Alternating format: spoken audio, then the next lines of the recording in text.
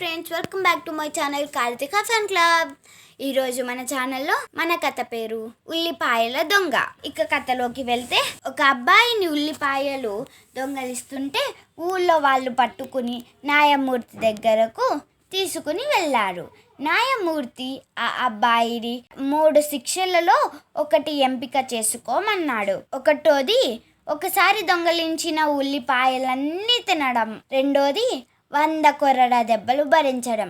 మూడోది, జరిమానా చెల్లించడం. ఆ అబ్బాయి వెంటనే ఎక్కువ తక్కువ ఆలోచించకుండా ఉల్లిపాయలు తినేస్తాను అన్నాడు. ఉల్లిపాయలు తినడం మొదలు పెట్టాడు. కానీ అది అనుకున్నంత సులువైన పని కాదు. ఒకటి కూడా పూర్తిగా తినలేకపోతాడు. కళ్ళల్లో నుంచి ముక్కులో నుంచి నీళ్లు కారడం మొదలయ్యింది. అయినా మొండిగా ఇంకో 2 తిన్నాడు. కానీ ఇక వీలు కాలేదు. సరే, ఇది కాదు, కొరడ దెబ్బలు తింటాను అని న్యాయమూర్తికి చెప్పాడు. సైనికులు కొరడాతో కొట్టడం మొదలుపెట్టారు. కొరడ దెబ్బలంటే మాటలా? నొప్పి తట్టుకోలేకపోయాడు.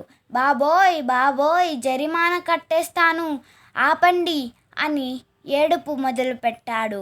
ఏడుస్తూనే జరిమానా చెల్లించాడు. ఇప్పుడు ఆ అబ్బాయికి బాగా అర్థమయ్యింది, ఏదైనా తప్పు పని చేస్తే అది మనల్ని ముప్పు తిప్పలు పెడుతుందని.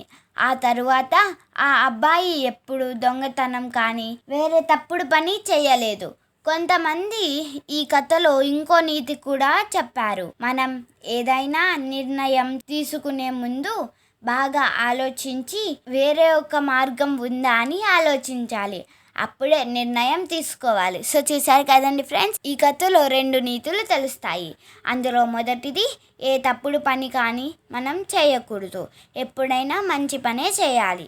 రెండోది, ఏదైనా ఒక నిర్ణయం తీసుకునే ముందు 1కి 2 సార్లు ఆలోచించి నిర్ణయాలు తీసుకోవాలి. మీకు ఈ కథ నచ్చినట్టయితే మన ఛానల్ని లైక్ చేసి, షేర్ చేసి, సబ్స్క్రైబ్ చేసుకోండి. Thanks for watching.